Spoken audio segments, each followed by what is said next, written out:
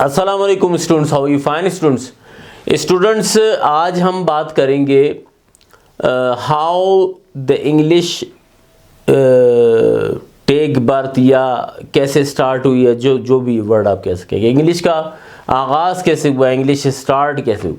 जनाब सबसे पहले ये एक बड़ी मज़ेदार सीरीज़ यकीन करें मुझे लग रही है, क्योंकि ये एक कहानी टाइप की है। मुझे लगा मैंने पहली वीडियो में प्रीवियस जो आपने देखी मैंने उसमें आपको कहानी सुनाई ठीक है, अभी भी मैं आपको कहानी सुनाने लगा हूँ, तो it will be very good for you as well और फॉर मी एज़ वेल। खैर शुरू करते हैं कि कैसे देखें। सबसे पहले लिटरेचर उस टाइम आता है, पहले ये समझने की कोशिश कीजिए। लिटरेचर उस टाइम आता है जब लैंग्वेज आती है। जब लैंग्वेज आएगी तो लिटरेचर आएगा ना। तो मैंने इसको स्टार्ट किया कि भाई कहाँ से आई लैंग्वेज, कहाँ से आई, कैसे स्टार्ट हुई। जनाब अगर हम नक्शे पर निगाह डालें, ठीक है ना जी, तो यहाँ पर जो इंग्लिश आइलैंड है, हमें जो इंग्लिश आइलैंड मिलेगा, इंग्लिश आइलैंड मैं कह रहा हूँ इंग्लैंड को। मैंने इंग्लिश आइलैंड इसलिए तो कि थोड़ा सा अंडरस्टैंडिंग हो जाए आप लोगों की। इंग्लैंड की मैं बात कर रहा हूँ। इंग्लिश आइलैंड जो कि इंग्लैंड है वो एक आइलैंड है। मतलब आइलैंड वो होता है जो आपको तो पता है, सारे जानते हैं कि पानी के बीच में एक जजीरा उर्दू में कह सकते हैं। तो वो जजीरा था। अब पानी के बीच में जो चीज़ है वो कितनी मतलब आसानी से उसे कैप्चर किया जा सकता है। फॉर एग्जांपल आप देखें पानी के अंदर एक जगह है, यहाँ से भी आप हमला कर सकते हैं, यहाँ से भी हमला कर सकते हैं, यहाँ से भी हमला कर सकते हैं, पानी है, ठीक है ना।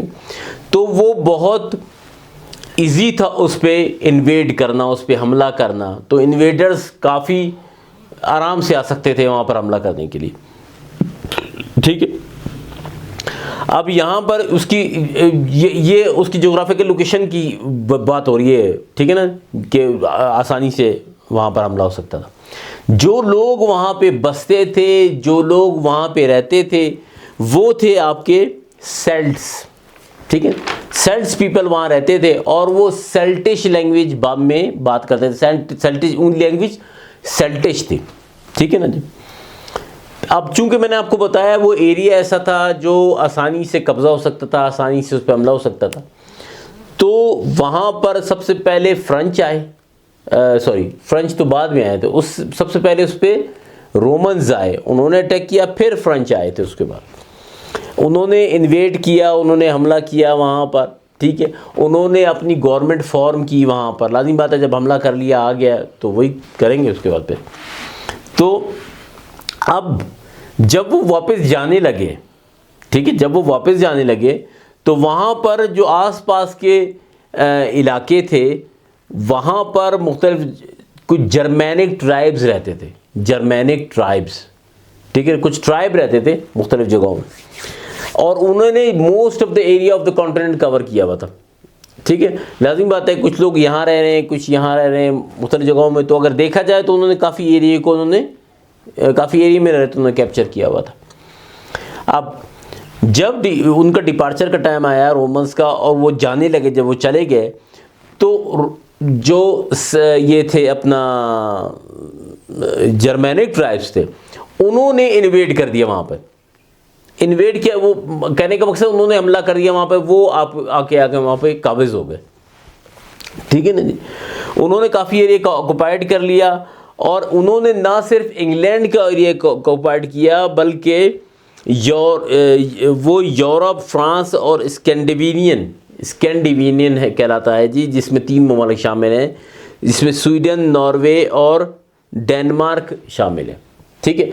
यहाँ हम जंग जदल की बात नहीं कर रहे हैं, यहाँ हम लैंग्वेज के ऊपर फोकस कर रहे हैं। तो उनकी अपनी लैंग्वेज थी, जिस तरह पहले वाली वीडियो मैंने आपको बताया और अभी थोड़ी देर पहले जो मैंने आपको बताया कि उनकी अपनी एक लैंग्वेज थी। रोमन्स की अपनी थी, तो ये जर्मैनिक है उनकी अपनी थी, ठीक है। अब जर्मनी जो है, Germany takes its name in the Germanic ancient tribes. ये एंशिएंट ट्राइब थे ना, पुराने ट्राइब थे।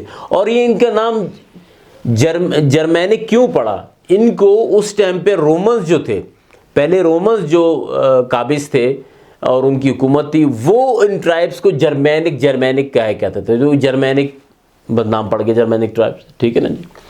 वो 4th to 5th सेंचुरी में थे और उन्होंने जब हमला किया इंग्लिश आइलैंड पे या इंग्लैंड पे तो वो थी 5th सेंचुरी, ठीक है ना जी। They were the actual Germanic tribe people, वो एक्चुअल थे, वहीं के रहने वाले थे, और इन्हीं के जर्मैनिक ट्राइब्स ने ही जर्मनी नाम जो पड़ा है वो इसी जर्मैनिक ट्राइब से ही पड़ा है, ठीक है।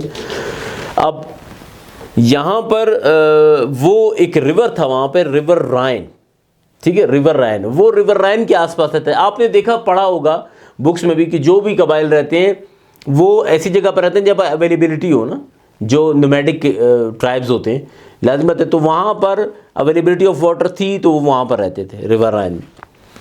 अब जो रिवर राइन में रहते थे जर्मनिक ट्राइब, उसमें कौन शामिल थे? उसमें शामिल थे ज्यूट्स, एंगल्स, फ्रीजियंस और सेक्सन्स। ये वो कबाइल थे जिसमें शामिल थे। ये अगर आप हिस्ट्री में जाना बहुत से थे, मतलब मैंने सिर्फ 3 से 4 नाम आपको बताए होंगे ना, अगर आप बुक्स में देखें पता नहीं कितने आपको मिल जाएंगे।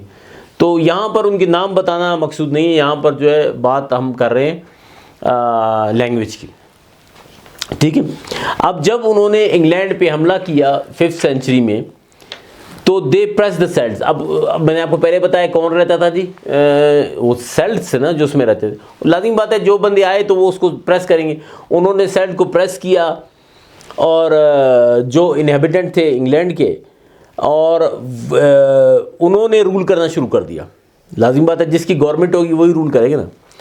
और उनकी जो लैंग्वेज थी वो हर जगह पे स्पोकन होने लगी। देखें अब बात है ना, जो गवर्नमेंट में होता है जो उसी की लैंग्वेज फिर आगे फैलती ना, सरकारी तौर पे दुकानों में इधर उधर हर जगह पे वही चीज़ बोली जाती है, वो फैल जाती। तो इनकी लैंग्वेज वो बनी। अब इनकी जो लैंग्वेज थी वो प्लेडुच थी, ठीक है, इनकी लैंग्वेज प्लेडुच थी। अब what is Plautdietsch? To know the Plautdietsch stay on my channel, ठीक है ना जी। यहाँ पर ये वीडियो ख़त्म होती है, ये कहानी ख़त्म होती है। अब प्लेडुच क्या है ये इंशाअल्लाह ताला आप नेक्स्ट वीडियो में देखेंगे। Thank you very much. अस्सलाम वालेकुम।